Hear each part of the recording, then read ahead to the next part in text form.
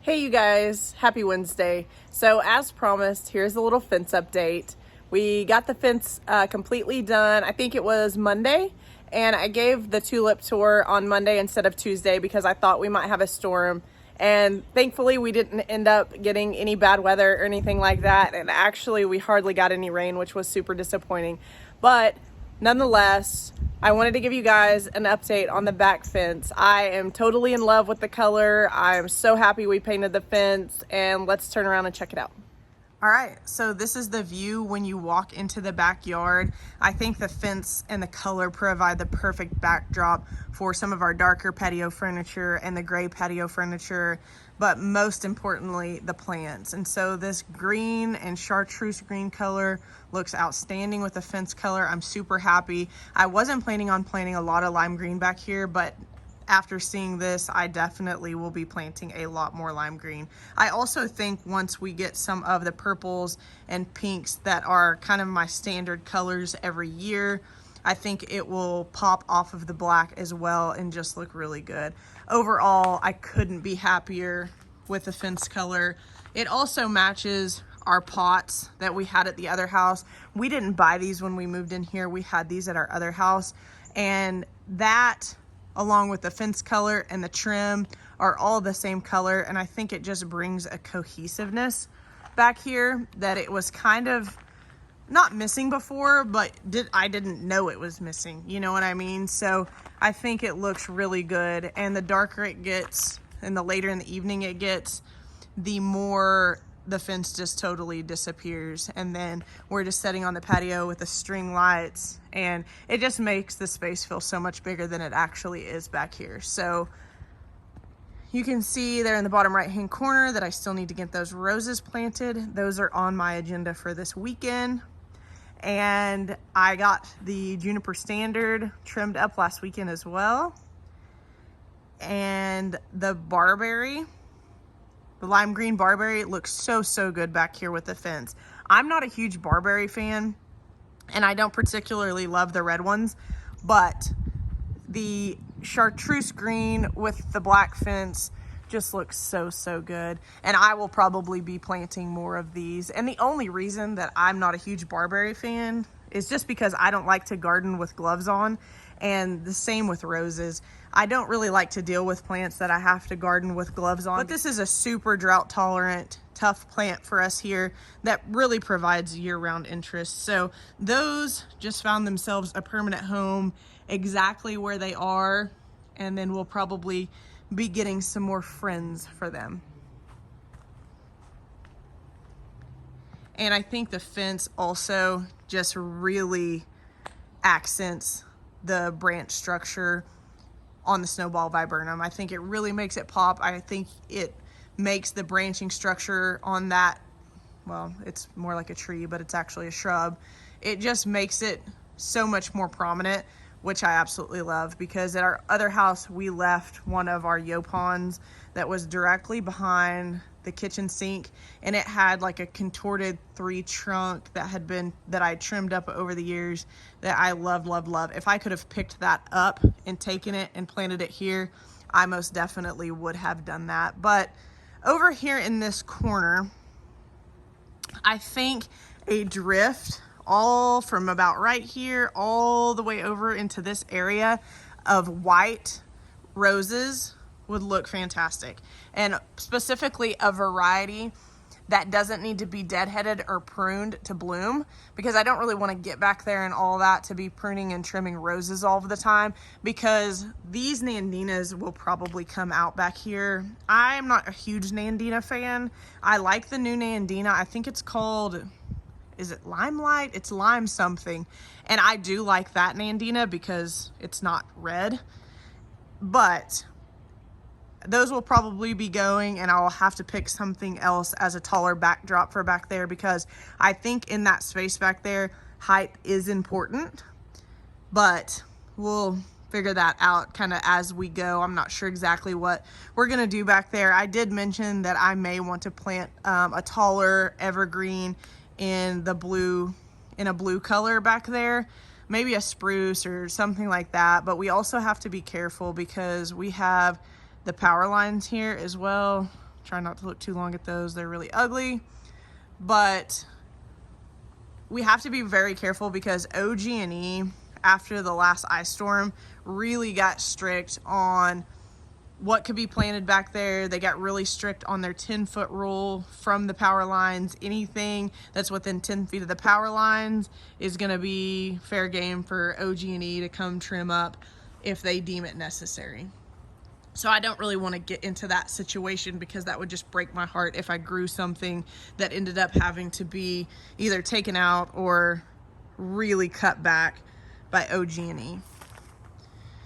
So here is an entrance to the potager, and I think some of this lime green barberry would look really good back behind these pots, and I may end up doing that. I think that would look stunning. But the pots and the potager fence and the raised beds and the fence all look very cohesive back here, and I couldn't be happier with the results back here.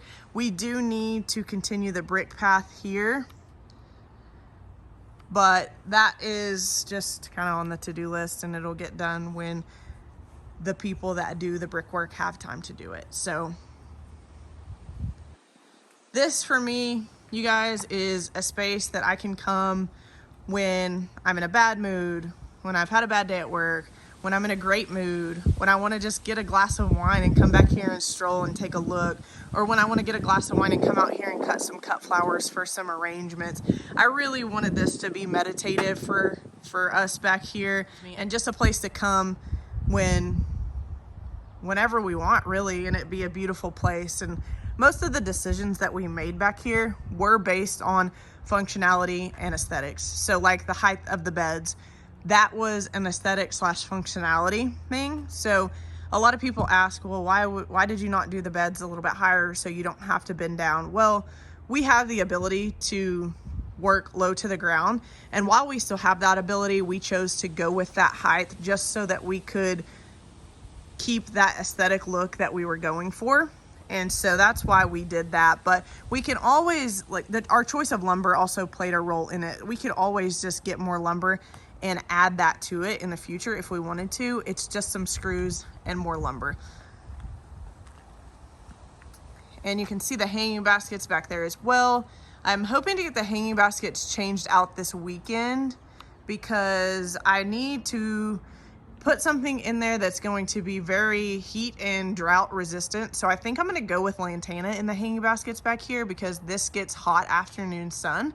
And so I need something that is pretty heat and drought tolerant. And Dichondra Silver Falls, which goes in all of my hanging baskets every single summer season, is that, as well as lantana.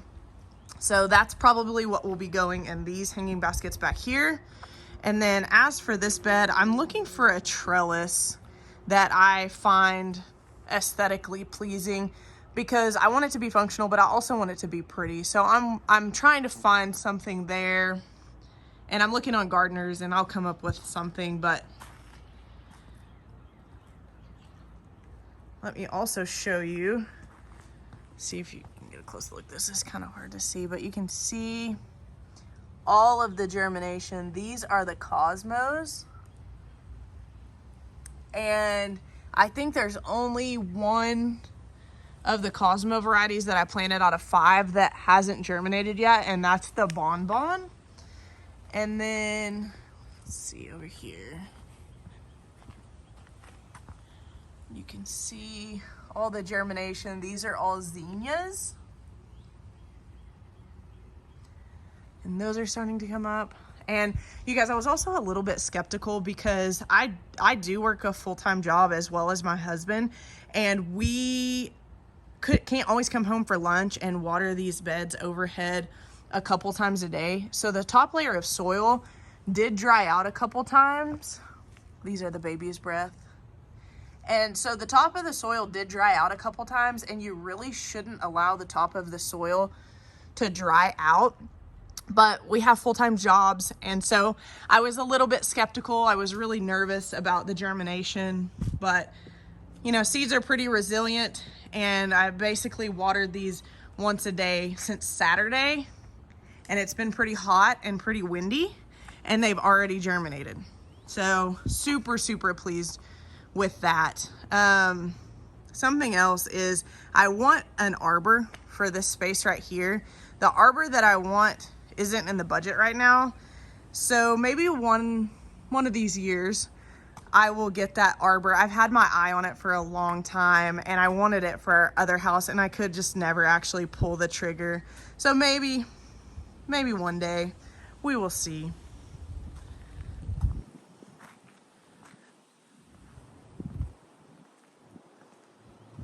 So just a overview of the potager. Still not sure what we're gonna do all over here.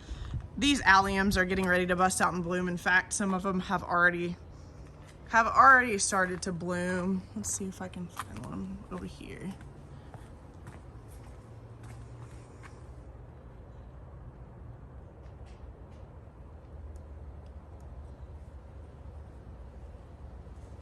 You can see that there. And so there's a lot of alliums back here, and we didn't want to do anything to this space until the alliums bloomed.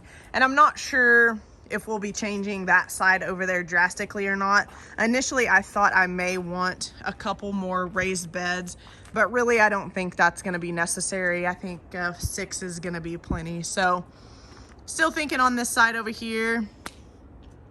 We will see. But overall, I'm happy with how the yard looks and how everything's taking shape, and so happy with the fence color. So that's all I have for today. I hope you guys enjoyed this video, and I will catch you in the next video later this week for the planting of the window box in the back. Thank you guys so much. Have a great rest of your week.